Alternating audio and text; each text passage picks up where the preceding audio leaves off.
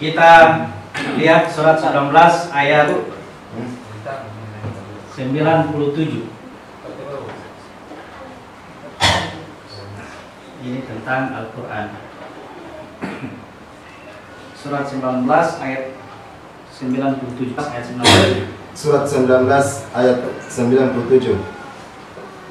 Maka sungguh telah kami mudahkan Al-Quran itu dengan bahasamu, agar dengan itu engkau dapat memberi kabar gembira kepada orang-orang yang bertakwa, dan agar engkau dapat memberi peringatan kepada kaum yang membangkang.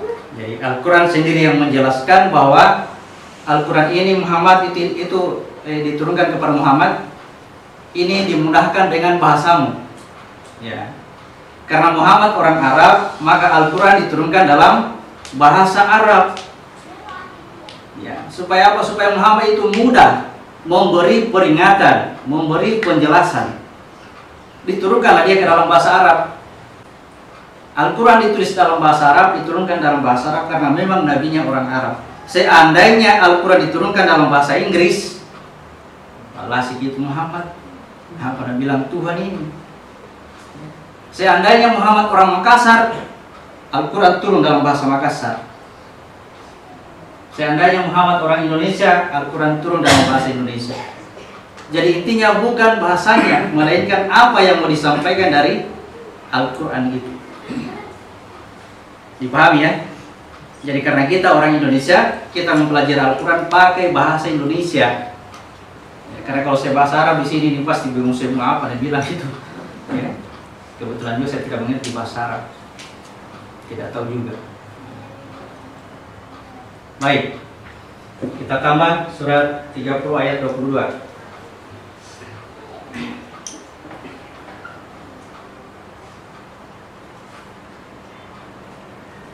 Surat 30 ayat 22. ayat 22. Dan di antara tanda-tanda kebesarannya ialah penciptaan langit dan bumi, perbedaan bahasamu dan warna kulitmu. Sungguh pada yang demikian itu benar-benar terdapat tanda-tanda bagi orang-orang yang mengetahui. Jadi Tuhan juga tahu bahwa kita ini akan berbeda-beda bahasa. Berbeda-beda bahasa. Itu suatu tanda kebesaran Allah. Ya. Dalam satu kampung seperti ini mungkin ada yang berbeda bahasanya. Apalagi kalau sudah beda negara, beda daerah, ya. Jadi mudah-mudahan tidak ada lagi yang dalam hatinya berpikir kenapa Al-Quran mencerita bahasa Indonesianya, ya. Karena yang kita mau cari adalah kata Al-Quran tadi supaya kamu bisa mudah memberi penjelasan, memberi peringatan supaya mudah. Oke, yang selama ini ya sangat sulit kita mempelajari Al-Quran karena itu tadi. Yang pertama kita tidak mengerti bahasanya. Yang kedua karena kita ditakut-takuti ya. Jangan coba-coba belajar Al-Quran kalau kamu tidak mengerti bahasa Arab. Tanyanya siapa yang bilang? Ya. Kalau Allah bilang Al-Quran itu tidak sulit. Surat 54 ayat 17. Surat 54 ayat 17. Dan sungguh telah kami mudahkan Al-Quran untuk peringatan, maka adakah orang yang mau mengambil pelajaran? Jadi kata Allah, Al-Quran itu mudah dipelajari. Itu kata Allah ya. Jadi kalau bukan kata Allah, jangan dengar. Jangan sembarang pelajari Al-Quran. Al-Quran itu sulit. Nah, siapa yang bilang? Padahal kata Allah, sudah dimudahkan dengan bahasamu. Sudah ada penerjemah dari bahasa Arab ke bahasa Indonesia untuk kita. Dari bahasa Arab ke bahasa Inggris untuk orang-orang Inggris sana, untuk orang-orang Eropa, Amerika. Ya. Dimudahkan. Semua itu proses dari Allah supaya Al-Quran ini bisa dipelajari oleh semua manusia. Ya, jadi kita mudah mempelajari Al-Quran dengan menggunakan bahasa Indonesia. Jadi kalau kita mempelajari agama dengan dasar Al-Quran, ya, kita pelajari juga bahasa Indonesianya. Surat 16 ayat 98. Maka apabila engkau hendak membaca Al-Quran, mohonlah perlindungan kepada Allah dari setan yang terkutuk. Kalau mau pelajari Al-Quran, minta perlindungan kepada Allah dari godaan setan yang terkutuk. Berarti kalau kita mempelajari Al-Quran, pasti diganggu oleh setan. Itu informasi dari Allah. Kalau baca Al-Quran, minta perlindungan kepada Allah. Yang kedua, jangan coba-coba melawan setan, pasti tidak mampu. Ya, yang mana itu setan? Panggil sini masuk. Tidak bisa, tidak bisa dilawan setan. Kita minta perlindungan kepada Allah. Ya Allah, aku mohon perlindungan dari Engkau atas godaan setan yang terkutuk. Kita mulai baca Al-Quran. A'udzubillahi minasyaitonirrajim. Aku berlindung kepada Allah dari godaan setan yang terkutuk. Pertanyaannya, kenapa tuh itu setan ganggu-ganggu kalau kita baca Al-Quran? Ya, kenapa gangguin? Karena di dalam Al-Quran itulah kebenaran yang sebenarnya. Manusia diupayakan supaya jauhi itu Al-Quran, jauhi. Kalau mau baca misalnya bahasa Arabnya. Tidak usah cari petunjuk di dalamnya. Baca di bahasa Arabnya dari juz 1 sampai juz 30. Kalau perlu tamatkan 1 bulan. Sesudah tamat 1 bulan, apa yang kita dapat? Ya mungkin hitung-hitung pahalanya. Ada yang kejar-kejar mau cepat-cepat baca Al-Quran. Ya kalau perlu 1 minggu 1 juz, 1 minggu 1 Al-Quran ditamatkan. Al-Quran larang. Allah sendiri yang larang. Jangan kamu cepat-cepat kalau baca Al-Quran.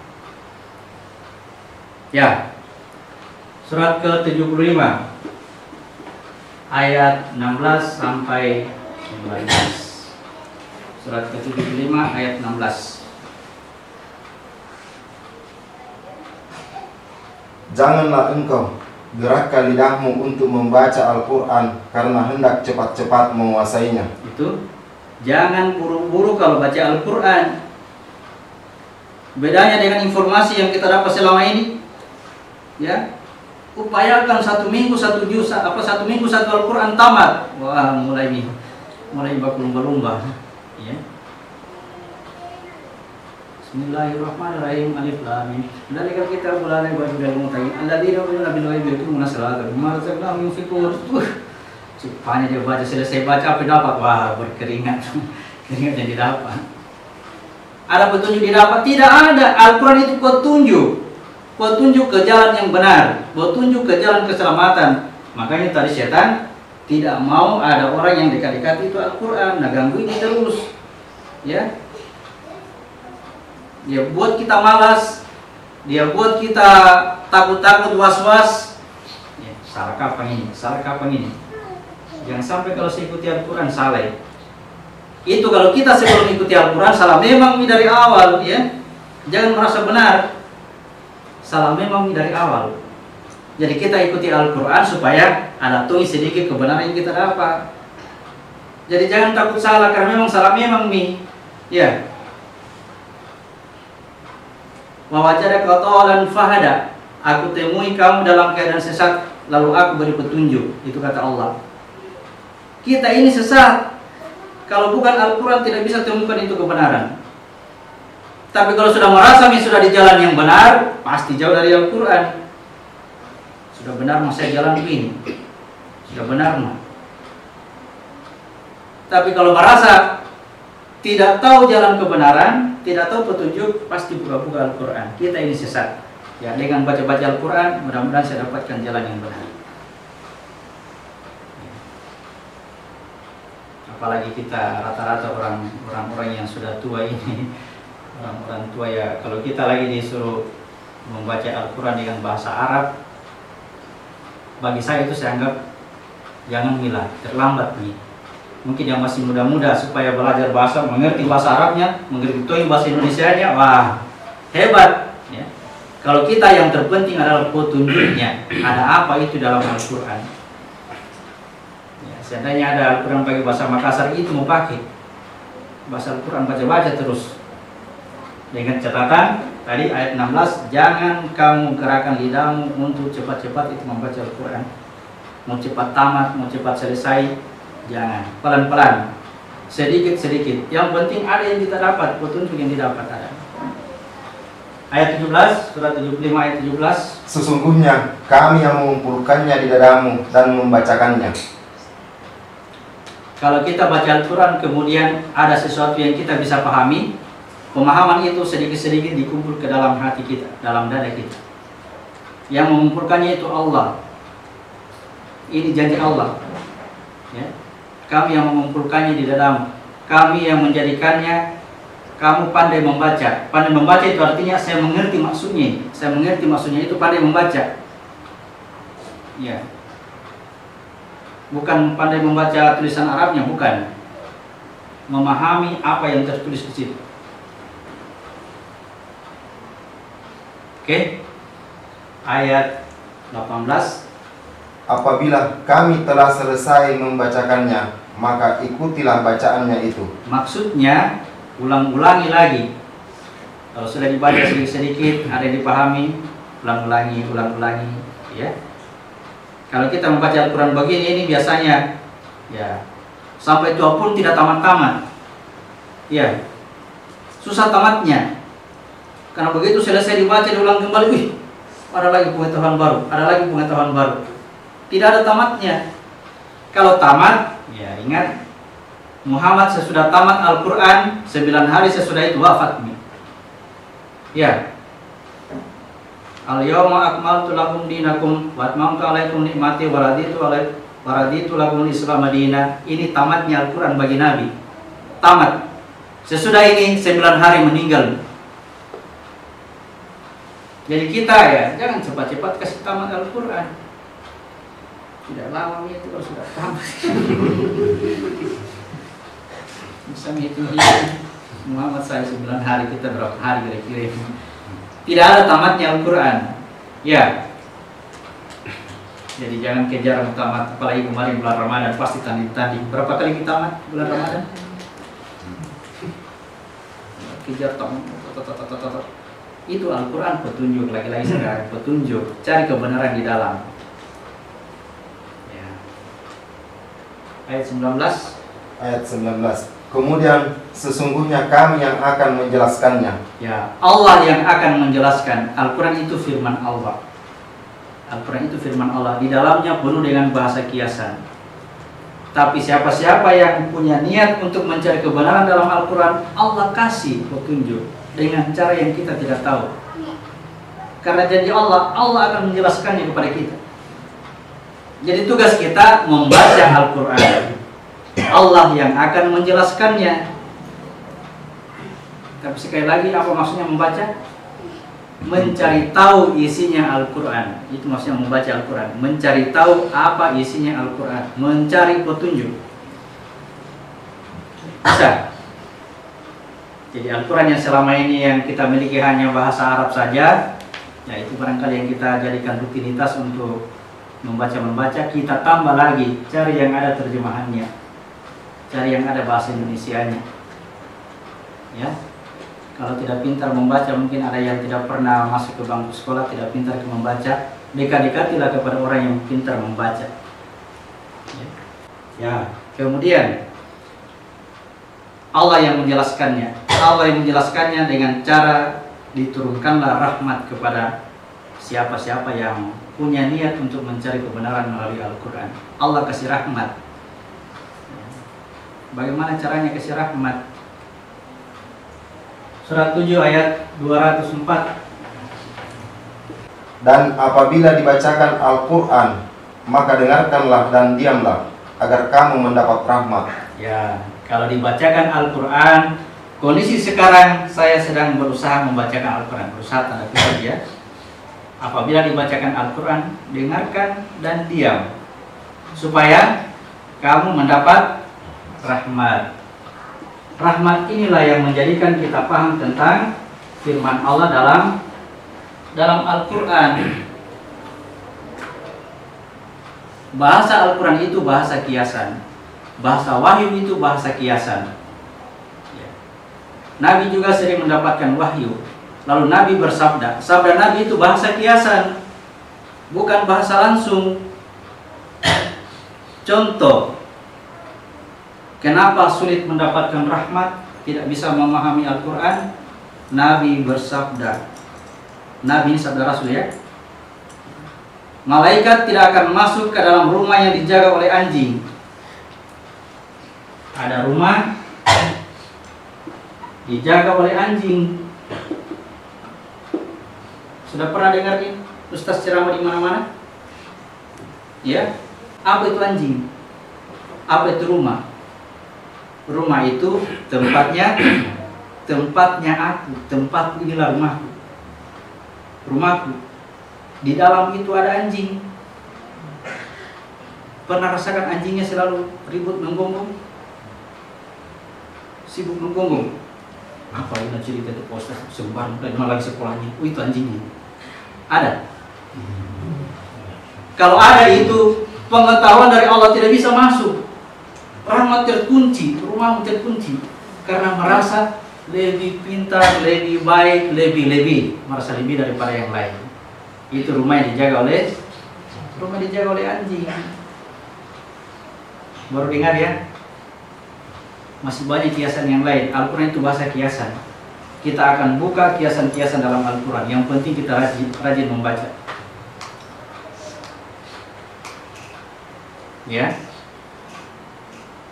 Ini saya belum perkenalkan ini gambar di sebelah ini. Seluruh Al-Quran cerita tentang ini. Seluruhnya. Ya. Selama ini kita belajar Al-Quran tidak pernah tersentuh larinya kemana itu ayat-ayat Al-Quran. Ternyata ini dia cerita dalam bentuk kiasan, perumpamaan yang selama ini dimaknakan langsung seperti tadi. Ada tuh di rumahnya orang tidak mau menjaga anjing, najis. Kalau lihat anjing, najis. Padahal dirinya sendiri dijaga oleh anjing yang sangat besar.